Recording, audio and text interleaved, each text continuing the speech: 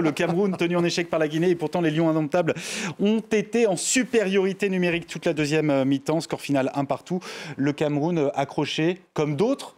Qu'adore de cette Coupe d'Afrique des Nations. C'était le cas hier de l'Égypte, du Nigeria, du Ghana, mais pas grand-chose à dire. Très poussif, peu inspiré, même après l'exclusion donc de François Kamano.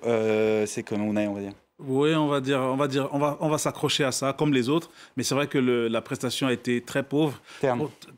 Oui, vraiment terne. Pourtant, le pays était attendu parce que ça faisait plusieurs mois qu'on ne savait pas trop où Rigobert Song allait. Donc, avec les blessures, il a tenté quelque chose. Je n'ai pas compris pourquoi il fait jouer Magri, qui est plutôt un joueur axial, sur le côté, sur le même côté où il fait jouer un Castelletto qui est plutôt un joueur axial latéral. Donc on a tout le côté droit qui est des joueurs axiaux, mais surtout il n'y avait pas de rythme, il n'y avait pas de liant, et même en supériorité numérique, ça ne s'est pas vu, parce que les Guinéens ont eu 1 ou 2 contres qu'ils auraient pu exploiter, ça aurait fait des ordres pour le Cameroun.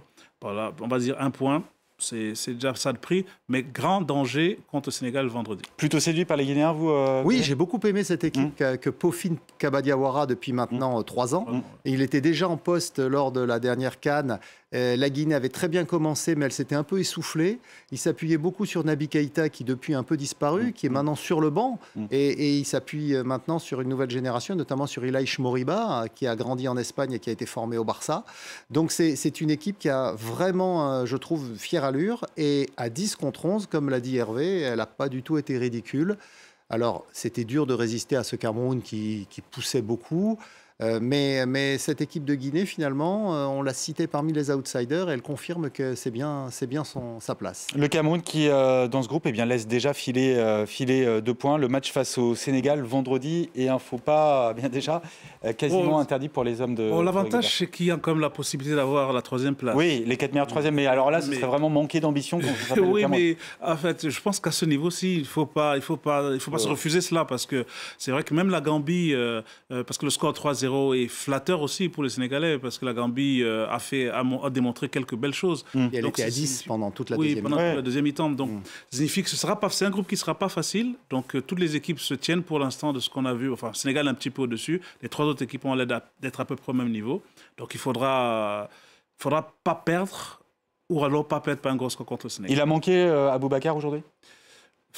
Il a manqué beaucoup de choses.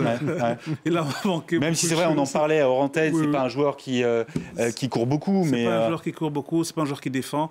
Mais là, c'est vrai que les lignes étaient distendues, il n'y avait pas de course d'attaquant. Toko Ekambi, bref, non, il a manqué beaucoup de choses.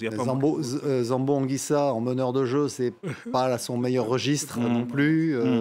Song n'a pas pris de Choupo-Moting pour des raisons extrasportives.